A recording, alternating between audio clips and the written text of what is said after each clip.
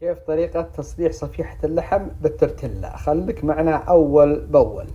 سعد الله مساكم كل خير. أمس ورنا لكم صفيحة التورتيلا وشلون نصلحها.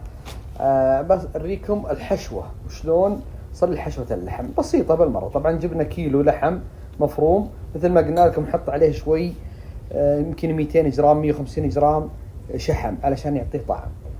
وعندنا هنا فلفل أحمر اللي هو البارد اللي هو مثل هذا بس أحمر، تقريبا نص واحد. نحط منه هنا شوي، ونحط عندنا بصلة واحدة هنا برضو، نحط بعد منها كذا شوي. وعندنا بصل أخضر هنا، هذا هو برضو نحط شوي من البصل الأخضر. كلهن ترى نكهات، يعني اللي عليها العلم اللي هو البصل بس. وعندنا كزبرة، هذا هي شوي حطينا كزبرة بالطريقة هذه. عندنا هنا ملعقة صغيرة كزبرة، وفلفل ملعقة صغيرة أسود، وفلفل أحمر، وملح. كلهن ذولي نجي الآن نخلطهن نحطهن جميع بالطريقة هذه. طبعا عندنا دجاج نص كيلو، هذا هو دجاج مفروم، بنحط عليه نفس الكمية طبعا. ونجي ونعجنهن بالطريقة هذه، نخلطهن. طبعا نكثر العجن لين تداخل كمية جميع بالطريقة دي. خلصنا من اللحم نجي لحشوة الدجاج، نفس الحشوة. طبعا في ملاحظة، مثلا فليفلة تجي مثلا تعصرها دائما وتطلع معها، مثلا تحاول تطلع الماء.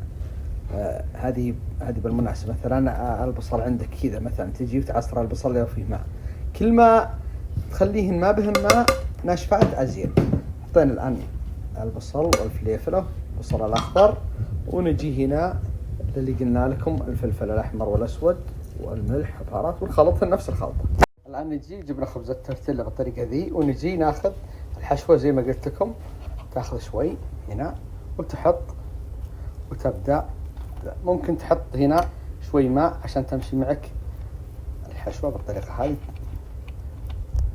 طبعا مثل ما قلت لكم اللحم طازج غير مطبوخ. شوف الآن فردنا اللحم على التورتيلا. نجي الآن من دون أي شيء هنا نجي نحطها بالطريقة هذه. لو عليت النار أفضل عشان تستوي بسرعة، ترى ما تبي شيء، ترى 3 دقائق فقط. نجي الآن نقلبها، نقول بسم الله الرحمن الرحيم. شلونها؟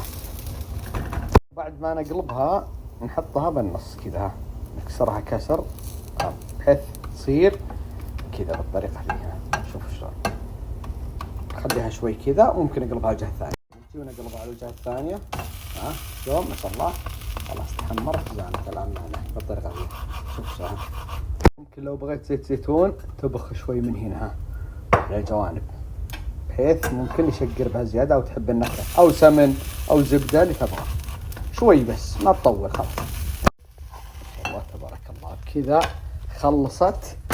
الآن زي ما قلت لكم التورتيلا، شوفوا شو جمالها وحلوة. ممكن تحط عليها الصوصات اللي تبغى. عندي 3 صوصات هنا جميلة، صوصة الهابينيور والبربيكيو وصلصة الجاردن. هذه نبي نحط صلصة الجاردن الآن.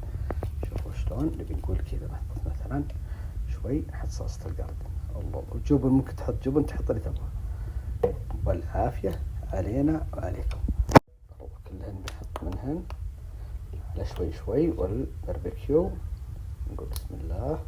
الله الله الله الله الله، ما شاء الله تبارك. أحلى صفيحة لحم بالتورتيلا، روعة روعة، لا تفوتكم.